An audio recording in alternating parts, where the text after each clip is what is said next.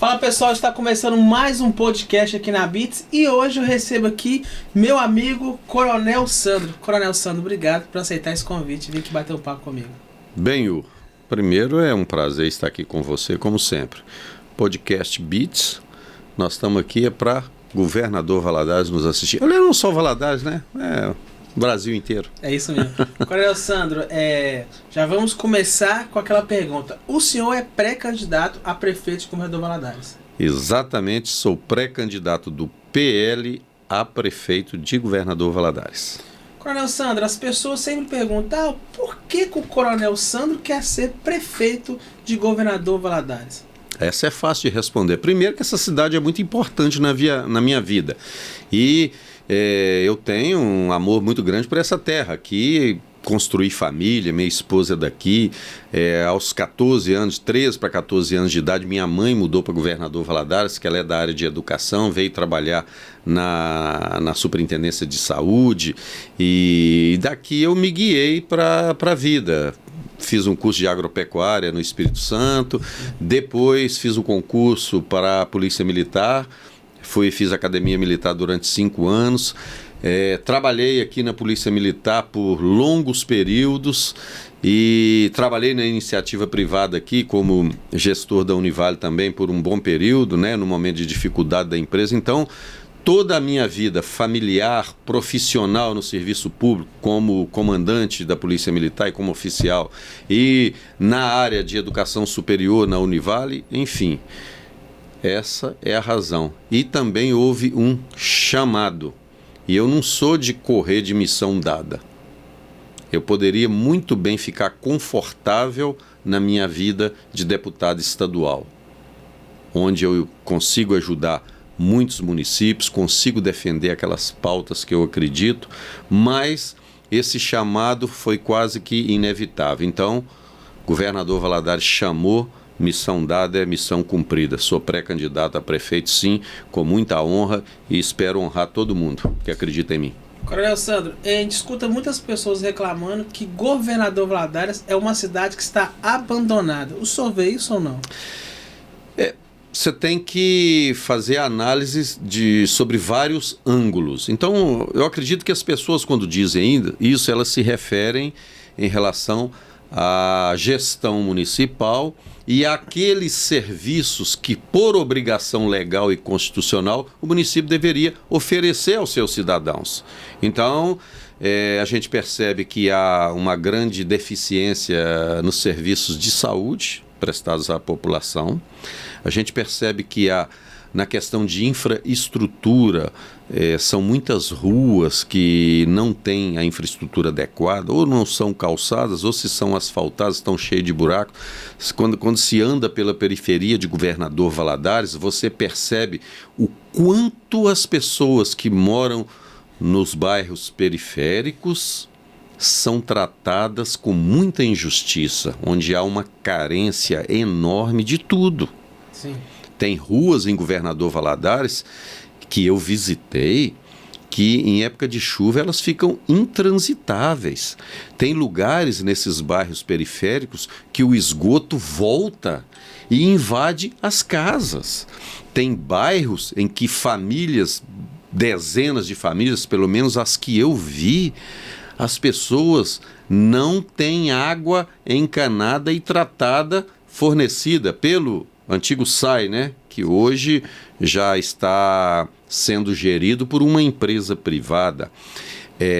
Tem ruas que mesmo com um calçamento ali muito mequetrefe, elas ficam intransitáveis, o calçamento já foi destruído em parte. Tem ruas que tem lixo acumulado há mais de anos. Então, é por isso que as pessoas dizem que Valadares está um caos. Então, sim, quando se trata de fornecer às pessoas em Governador Valadares aquilo que constitucionalmente e legalmente elas têm direito, porque são serviços que devem ser prestados à coletividade, isso não acontece a contento. E eu acho que é um problema muito sério. Ou falta capacidade de gestão, ou é má vontade, ou os dois juntos. Porque eu sempre disse que não pode ser de maldade que alguém que está à frente da gestão pública municipal vai fazer isso. E isso eu me recuso a acreditar. Então, tem problema sério na gestão, sim. É por isso que as pessoas reclamam. Reclamam porque não recebem o mínimo que deveriam receber. Perfeitamente. Coronel Sandro, eu quero fazer uma pergunta sobre o vice-prefeito que vai estar com o senhor. Sim. Que é o Mourão. Por que o senhor escolheu o Mourão? As pessoas falam assim, por que o Coronel Sandro não escolheu uma pessoa mais nova para já junto com ele, com outra mentalidade? Porque o Mourão tem uma história em Governador Valadares. Mas por que o senhor escolheu o Mourão para estar junto com o senhor nessa chapa? O doutor Mourão, em 2022, ele me procurou e nós conversamos muito. E ele manifestou o interesse em apoiar a minha candidatura a deputado estadual. E assim ele fez. Foi para as ruas comigo, defendeu aqueles valores e princípios que nós de direita e conservadores defendemos, defendeu as pautas sociais que nós temos a obrigação de defender, que é para proteger e atender as pessoas mais carentes. Ele andou comigo por toda essa Governador Valadares e apoiando também o presidente Bolsonaro. E nessas caminhadas nossas por Governador Valadares, uma coisa eu percebi. Nós chegávamos em todos os ambientes e diversas, mas muitas pessoas chegavam e abraçavam o doutor Mourão e diziam: doutor Mourão, o senhor vai ser nosso prefeito de novo? Então eu percebi que o doutor Mourão ainda era muito amado pelo povo de Governador Valadares, muito querido. As pessoas demonstravam gratidão pelo que ele, como prefeito 3 vezes, deputado 6 mandatos, ele fez para o Governador Valadares e pela região. E desde então a gente tem mantido uma relação muito estreita, muito próxima, que culminou no convite que nós fizemos a ele para se filiar ao PL e evoluiu para essa possibilidade de ele retornar ao cenário político eleitoral e ele gentilmente, numa humildade, porque um homem com a grandeza política do doutor Mourão aceitar ser pré-candidato a vice-prefeito na chapa de um deputado com 2 mandatos, como é o meu caso, então assim, isso demonstra uma grandeza enorme e um interesse muito grande em ainda realizar mais por Governador Valadares, além daquilo que ele já realizou. E olha que nessas andanças que nós fizemos em 2022, em todos os cantos de Governador Valadares, em quase todos os bairros, sempre ele mencionava: essa obra aconteceu no meu governo, esse viaduto aconteceu no meu governo, essa escola foi reformada no meu governo, esse calçamento foi feito no meu governo, esse asfaltamento foi feito no meu governo. Então a gente percebe que ali eu constatei que o legado do doutor Mourão para Governador Valadares ele é enorme e as pessoas não esquecem isso. Então, diante dessa gentileza dele e dessa humildade, nós fizemos o convite. Aí não foi só eu quem o convidou, mas um grupo de lideranças políticas em Governador Valadares, aos quais ele tem afinidade, com os quais ele tem afinidade, e ele aceitou ser o vice, o pré-candidato a vice. Então, não foi uma escolha exclusiva minha, foi uma escolha de um grande grupo de pessoas que querem ainda fazer muito para o Governador Valadares. Coronel Sandro, a gente sabe que o senhor é um homem de palavra, que o senhor falou, quando tem que fazer, o senhor cumpre. As pessoas estão cansadas de pessoas que chegam para falar eu vou fazer, e chega no momento e não faz. O que o senhor tem a dizer para essas pessoas que estão desacreditadas, ainda falam política já não dá mais o que fazer? O que o senhor tem para dizer para essas pessoas? Ainda tem como fazer para o Governador Valadares? É porque elas acreditaram nas pessoas erradas. A partir de agora, acredita na pessoa certa, que aí o resultado vai ser diferente. Não adianta você querer resultados diferentes e melhores com as mesmas pessoas. E eu lamento, assim, que, infelizmente, muitos políticos enganam as pessoas realmente. Eu estou aqui para enganar ninguém, e nunca enganei. Desde que eu ingressei na política eleitoral, eu defendo um conjunto de princípios e valores e nunca arredei pé disso. Nunca tergiversei nem um milímetro. Isso é palavra. Nos momentos bons e nos momentos ruins. Porque o que a gente percebe hoje na vida política, e tem muito político que enquanto está muito bom, ele está ali. A hora que começa a ficar ruim, ele migra para outro lado. Esse político não merece respeito.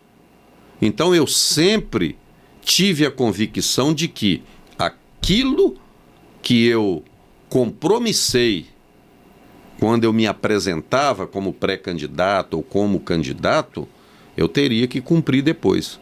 Então é por isso que eu digo, gente,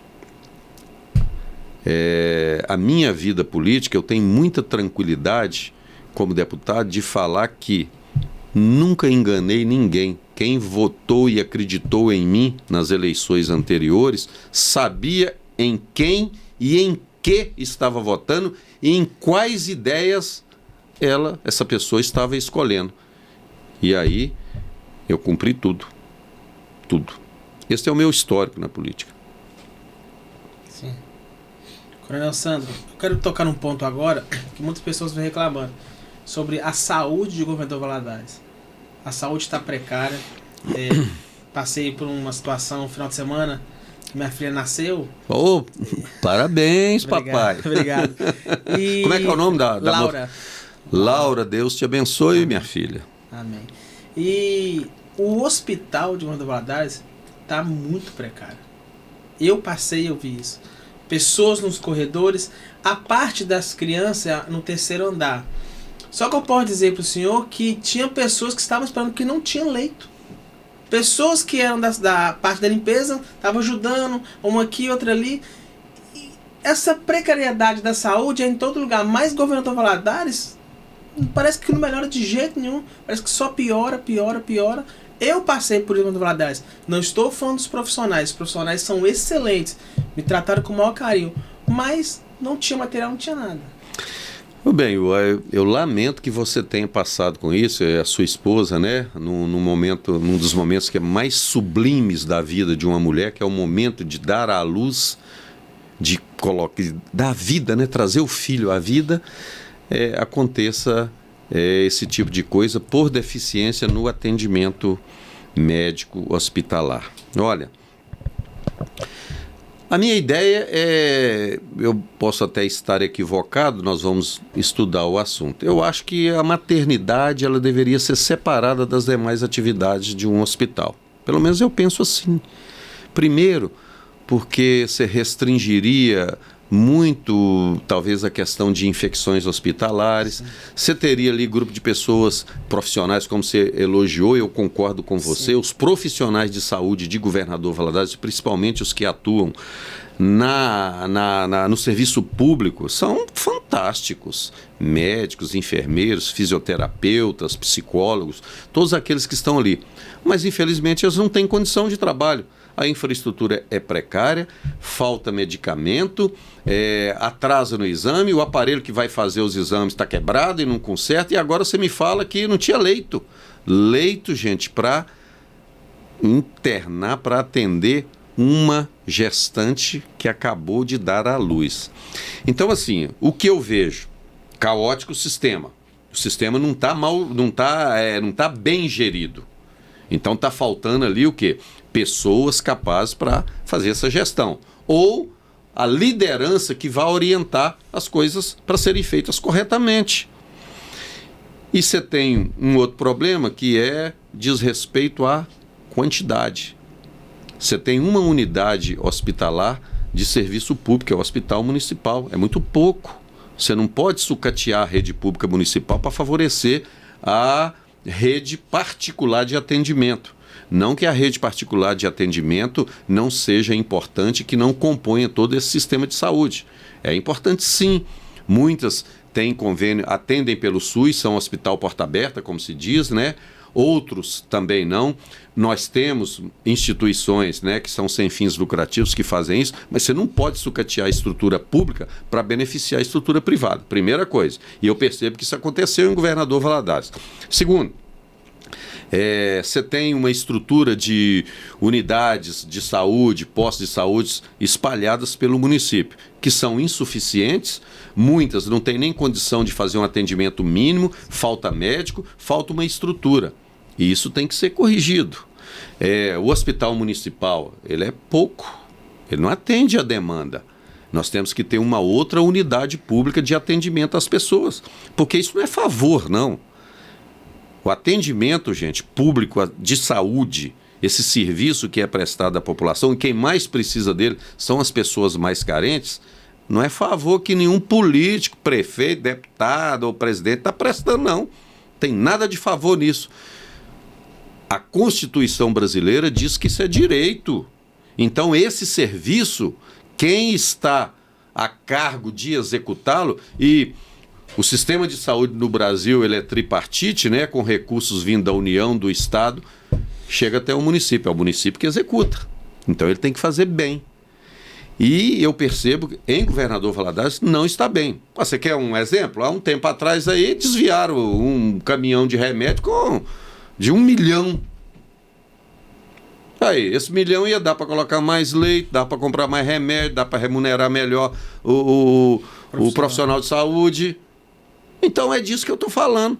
Como é que você vai colocar uma estrutura adequada para atender o nosso povo que precisa, sem que se faça um mínimo de controle do recurso público?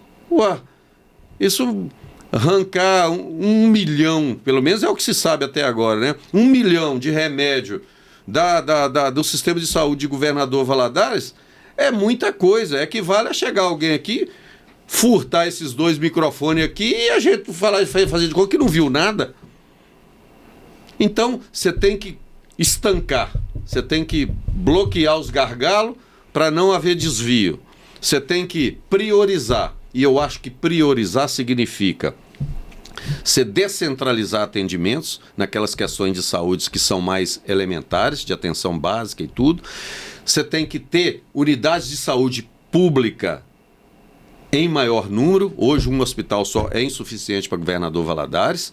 E você tem que ter uma relação com o serviço de saúde da rede privada, com fins lucrativos ou sem fins lucrativos, que complemente esse atendimento para o município.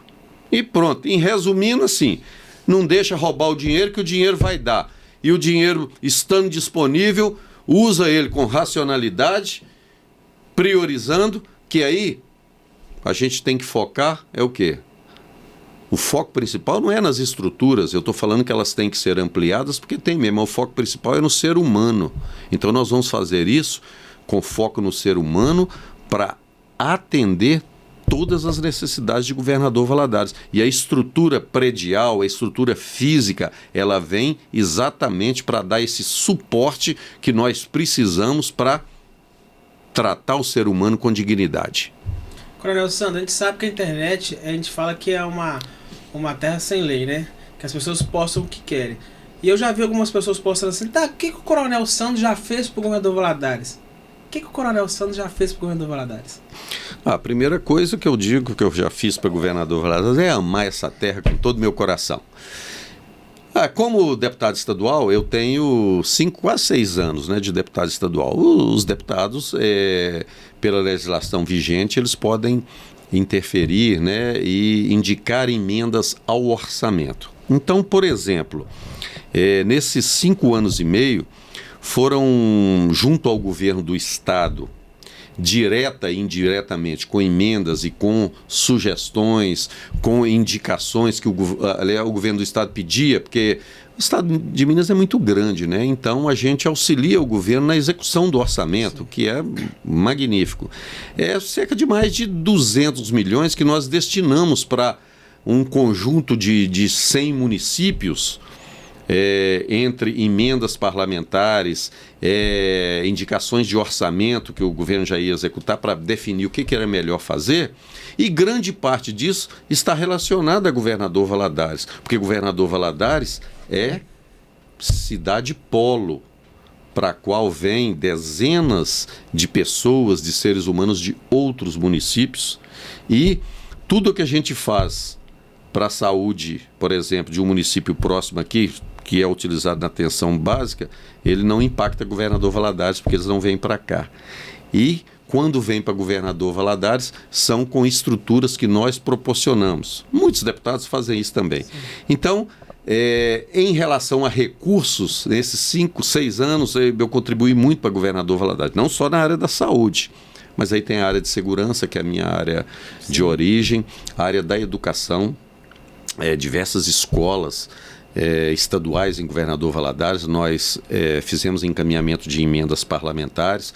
Na época da pandemia, eu desenvolvi uma ação junto ao governo do estado, porque estava faltando UTI aqui em Governador Valadares. Então, com a ação que nós fizemos junto ao governo do estado, nós conseguimos, naquele momento, que fossem alocados em Governador Valadares mais 10 leitos de UTI, e depois que acabou a pandemia, esses leitos ficaram permanentes na estrutura do sistema de saúde que atende o município e também a região.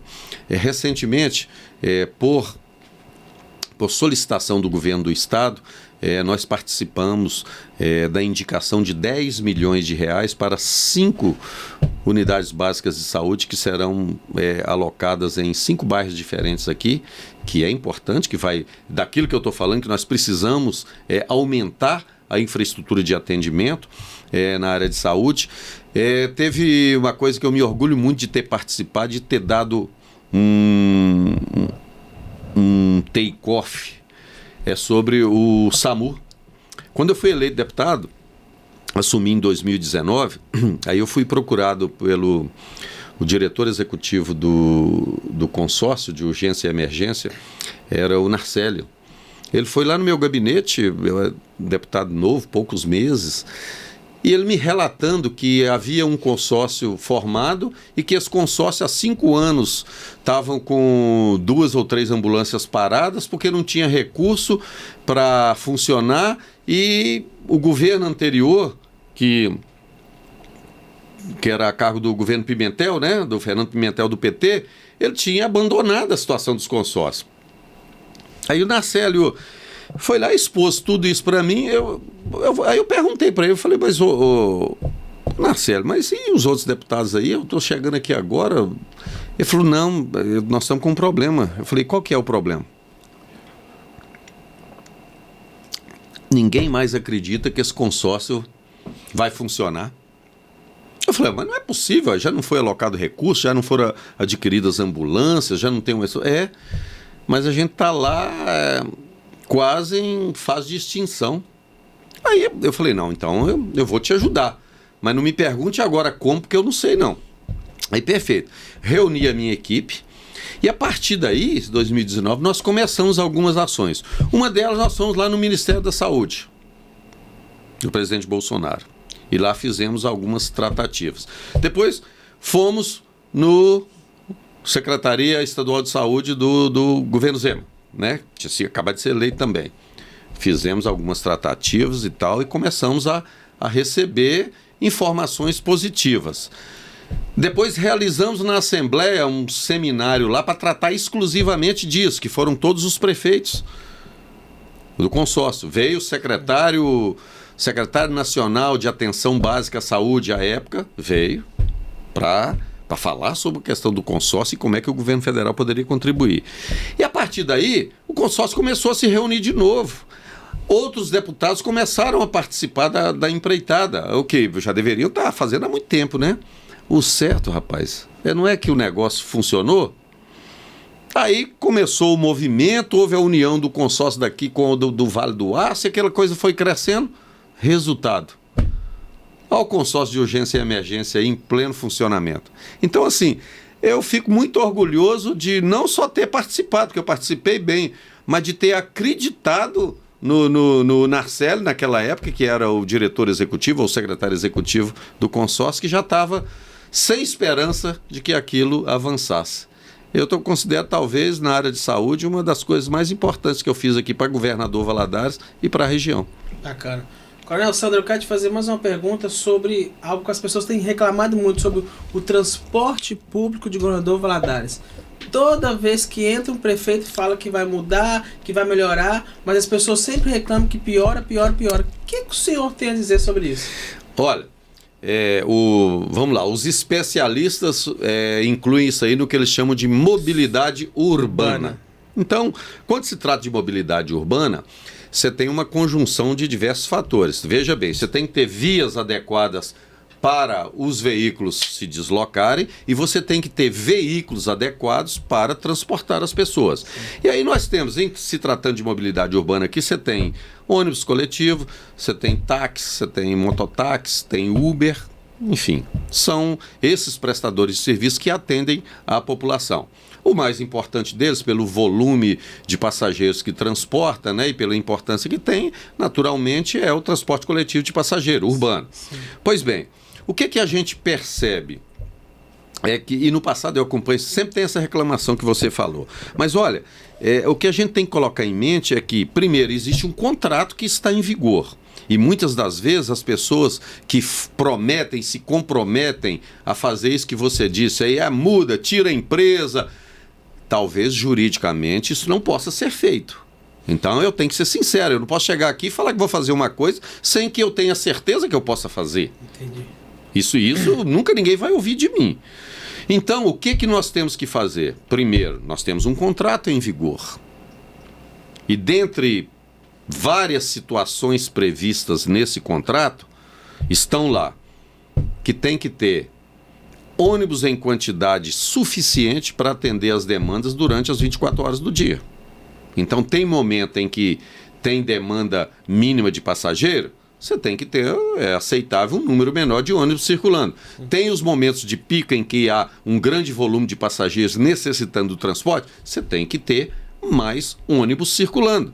Porque o que não se admite é ônibus superlotados e aí as pessoas estão recebendo um serviço de má qualidade, né? E alguns até reclamam que os ônibus estão mal cuidados, estão até fora do limite da idade. Sim. Porque tem uma idade que o veículo possa ser utilizado. E outra coisa, os pontos adequados, eu acho que falta na área central um terminal central do transporte coletivo para a gente poder atender melhor as pessoas.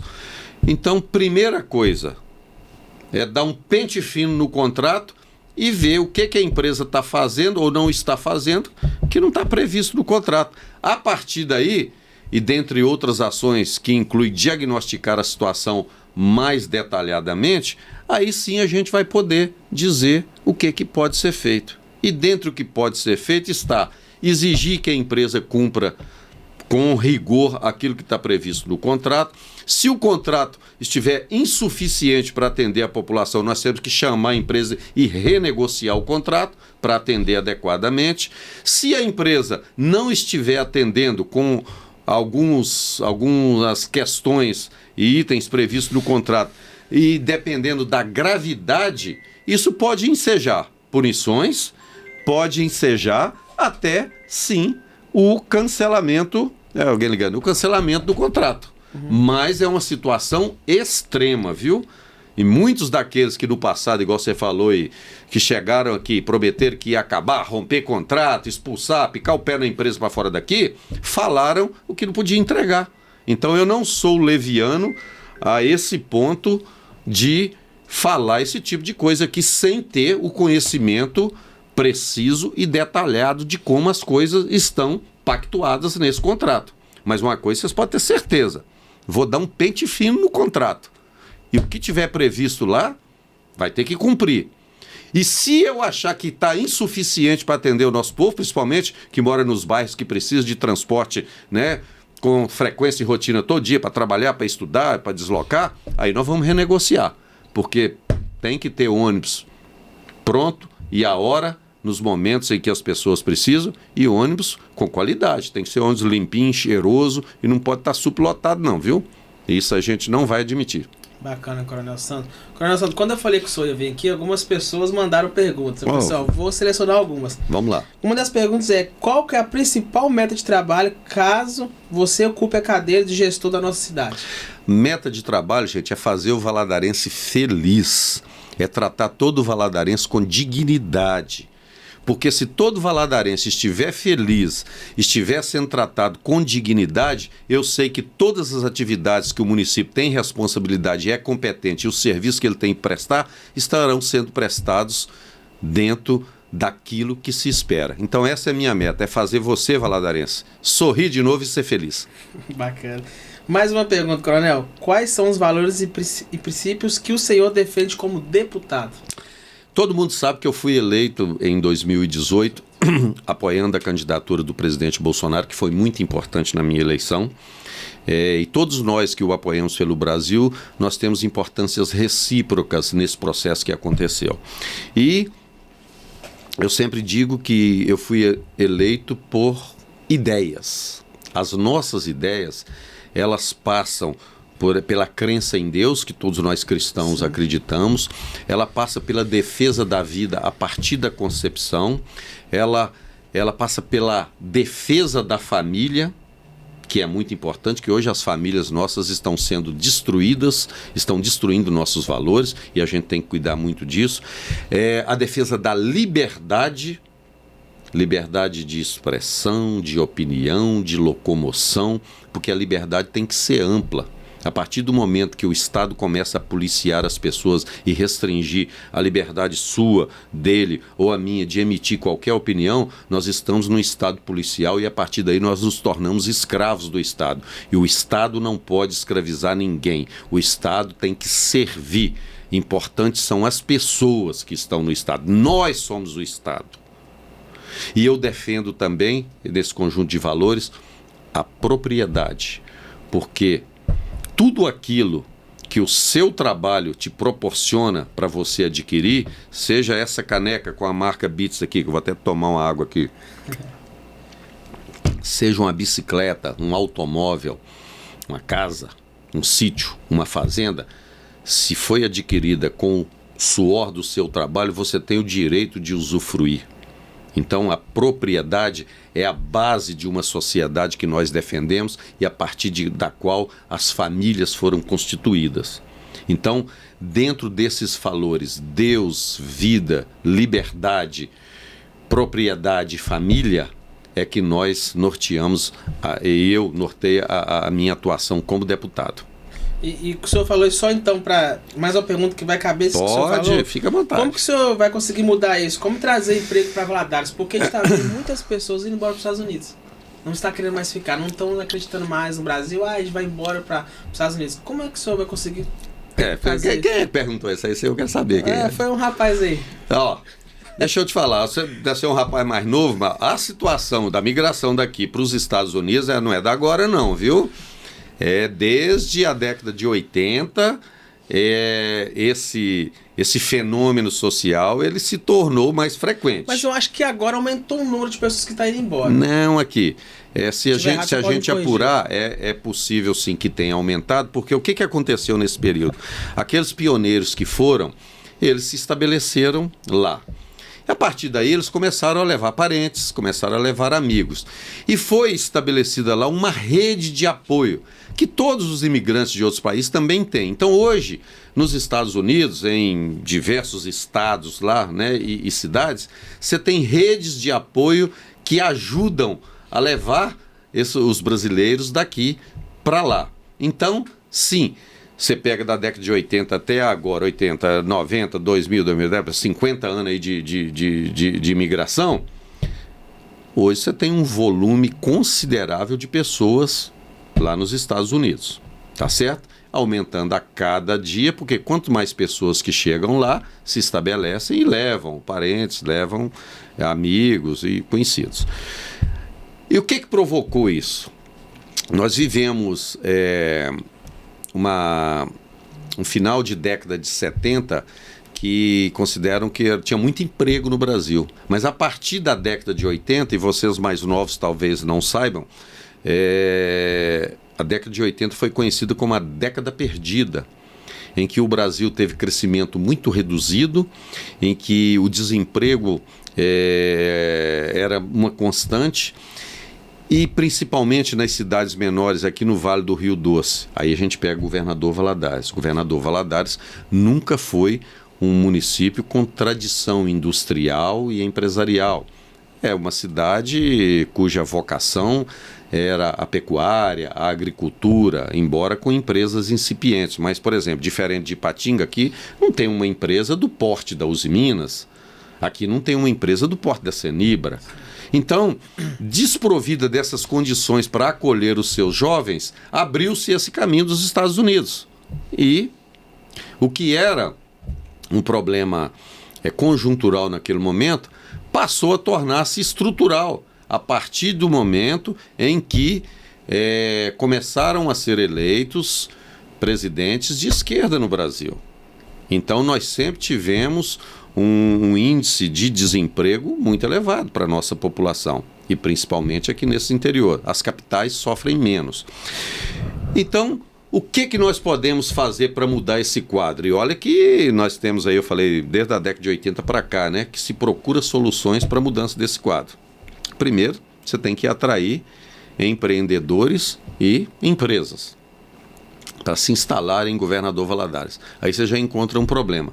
A nossa infraestrutura rodoviária e ferroviária não atende adequadamente. E aeroportuária, por exemplo.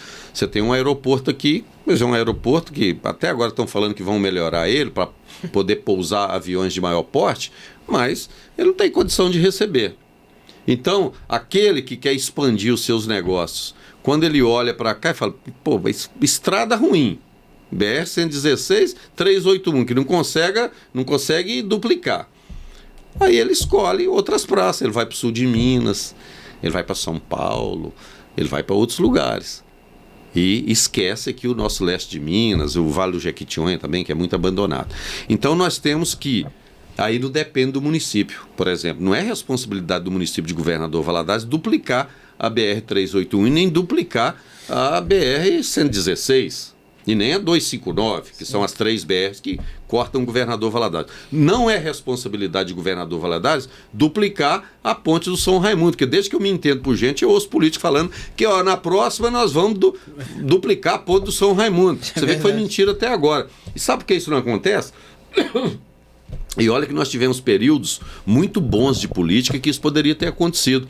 Porque nós tivemos aqui períodos em que o governo municipal era do Partido dos Trabalhadores e o governo federal era do Partido dos Trabalhadores. E com deputado aqui do Partido dos Trabalhadores. Isso poderia muito bem ser resolvido, mas não foi. Sim. Não foi. Entendi.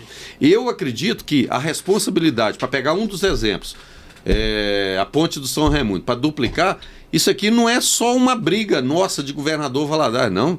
É uma briga de todos os municípios que estão na extensão da BR-116. Sabe por quê?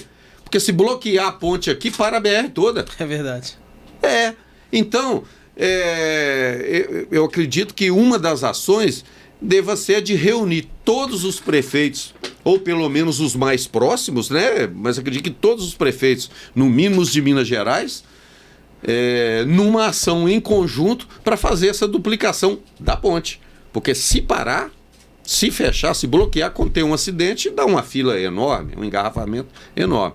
Então, o emprego está associado a condições de infraestrutura, de trazer empresas, e aí que também não depende. Isso aí o município pode atuar, com alguns benefícios e tudo a gente vai fazer.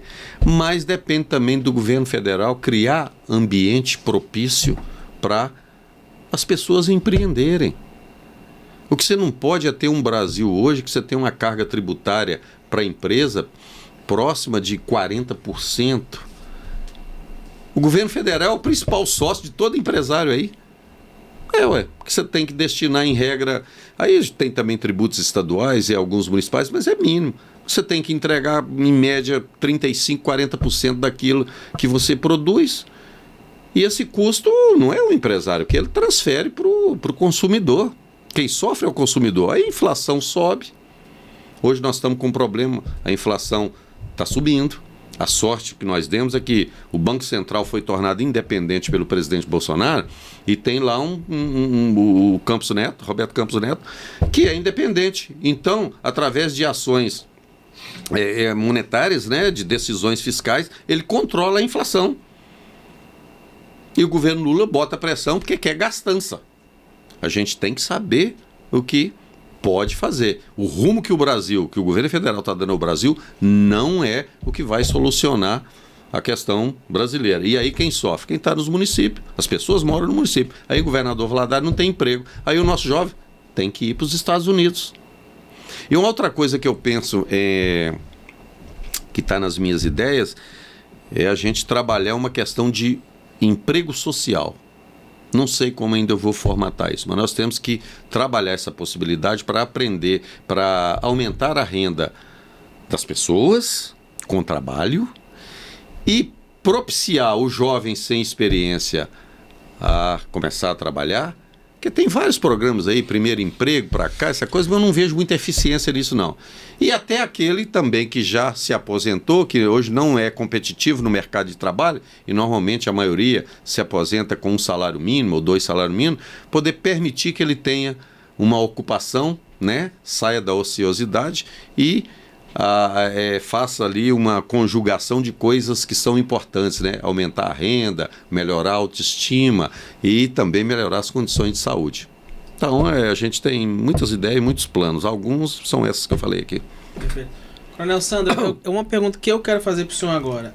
As pessoas decepcionaram muito na política de presidente quando o Jair Bolsonaro, presidente, perdeu nas eleições. E as pessoas ficaram desacreditadas, falaram assim, não tem condição de ter acontecido isso, Jair Bolsonaro ter perdido e o Lula ter ganhado.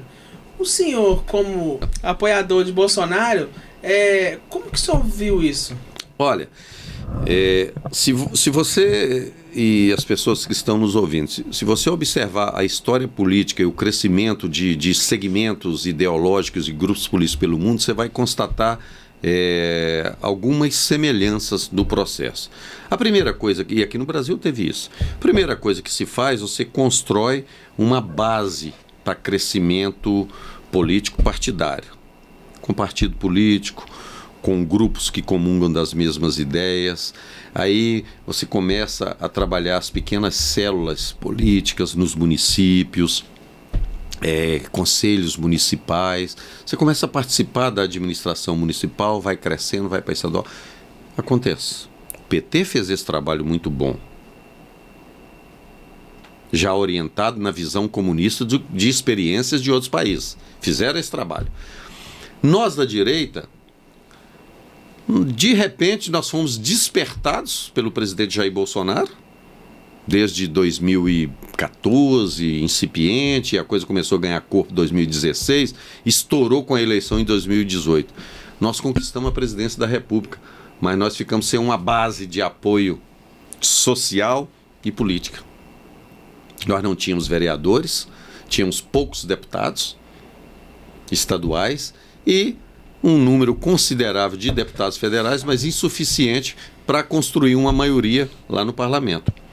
E eu acredito que todos esses fatores influenciaram para que, e todo um sistema aí também contra a direita e contra o conservadorismo, que se uniu contra a nossa reeleição. Falo nossa reeleição, a reeleição do presidente Bolsonaro.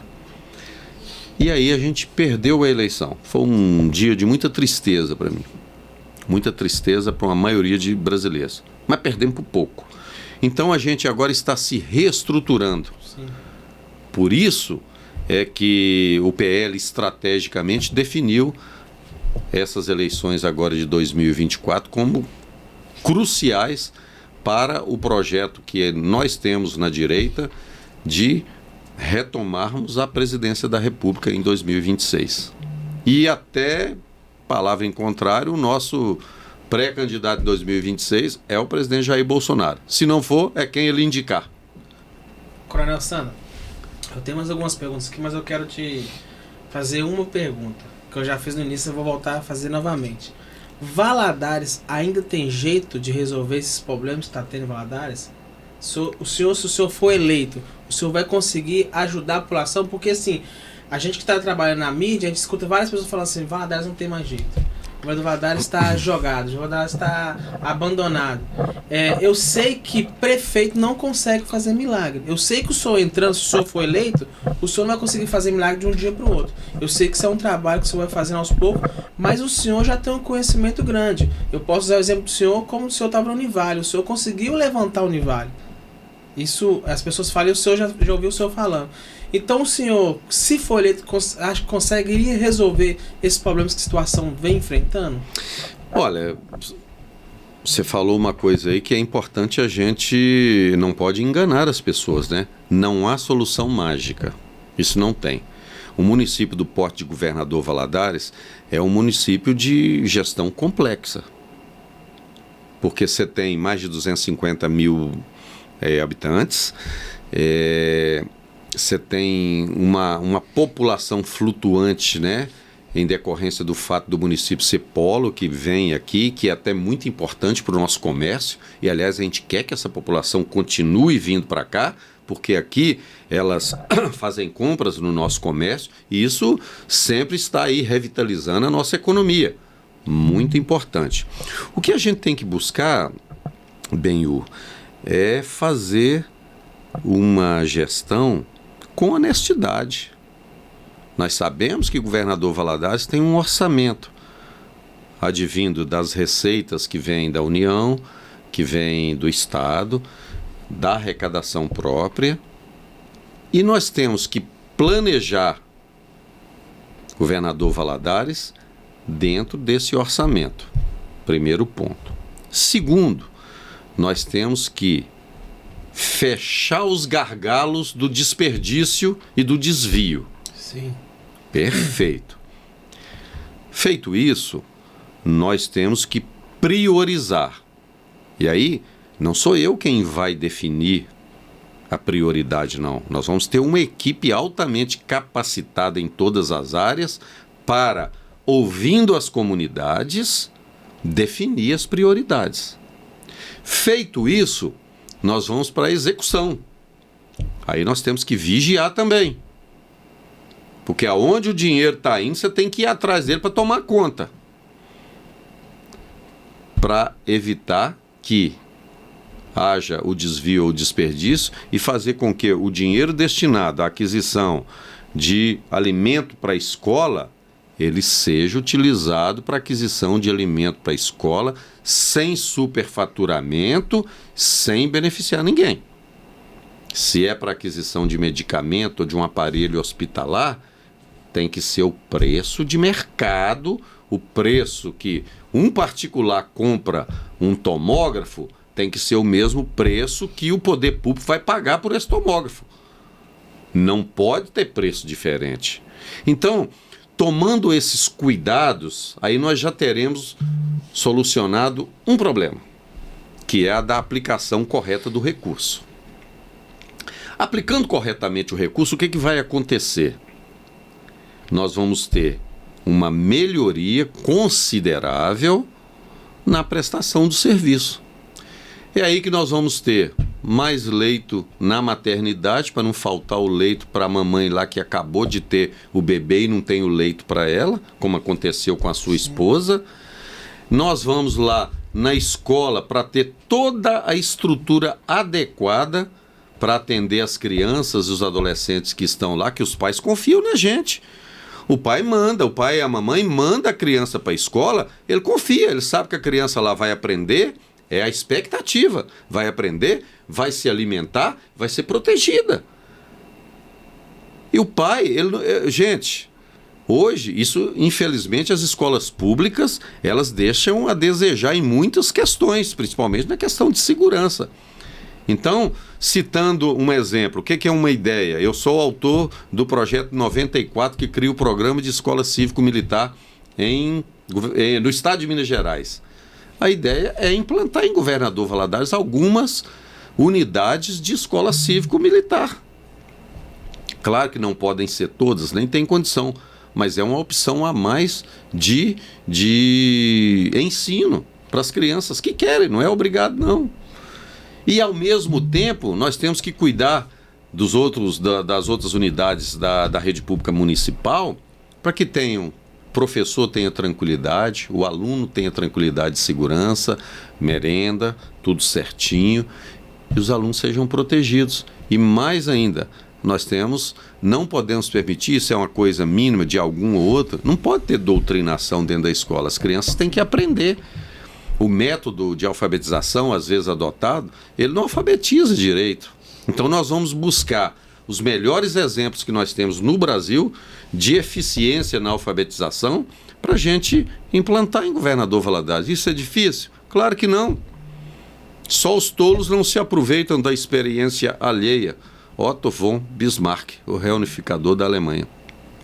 Coronel, eu tenho só mais duas perguntas que eu sei que o tempo do senhor está correndo. Estou à vontade. Eu queria que o senhor essa pergunta chegou aqui. Pode-se dizer que a política em GV está polarizada? Olha, não só em GV, viu? Praticamente é no Brasil todo.